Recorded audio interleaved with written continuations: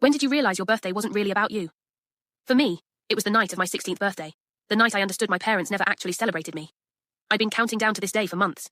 16 felt special, like a milestone. I imagined balloons, cake, maybe even a few friends over. Nothing fancy, just one night where I mattered. The morning started quietly. Mum barely looked up from her phone when I came down for breakfast. Dad muttered a distracted happy birthday while reading the sports section. But I told myself, they're saving the excitement for tonight. The surprise will come later. After school, I walked into the living room and froze. Blue and gold streamers, giant balloons shaped like the number 10, a banner that read, "Congratulations. Jason!" My younger brother's soccer team had won their regional match that afternoon. Everyone was buzzing about it. Mum was on the phone, inviting neighbours over for a celebration party. Dad was icing a cake, not for me, but one shaped like a soccer ball. Jason, still in his muddy uniform, was grinning ear to ear, retelling his winning goal like he was some national hero. I cleared my throat. Today's my birthday. Mum glanced at me, annoyed, like I'd interrupted something important.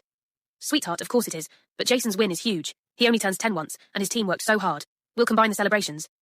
It'll be fun, combine. That word felt like a punch. By evening, the house was full. Neighbours, Jason's teammates, their parents. People clapped him on the back, handed him little gifts, took photos with him and the giant soccer cake, and me. I sat at the corner of the table, staring at the one tiny cupcake Mum had stuck a candle in. 16 candles is a fire hazard, she joked when she set it down. Nobody sang, nobody clapped. Jason blew out my candle after I hesitated too long, laughing that I was too slow. Everyone cheered. For him. I excused myself and went upstairs, heart pounding in my ears. In the mirror, I looked like a guest in my own life. 16, but invisible. The breaking point came when I heard laughter downstairs. Peeking through the railing, I saw Dad raising a toast. To Jason, the star of the night. Glasses clinked. Not one person mentioned me. Not one. That night, I cried quietly into my pillow while the party roared beneath me. I realised something I'd been trying to ignore for years.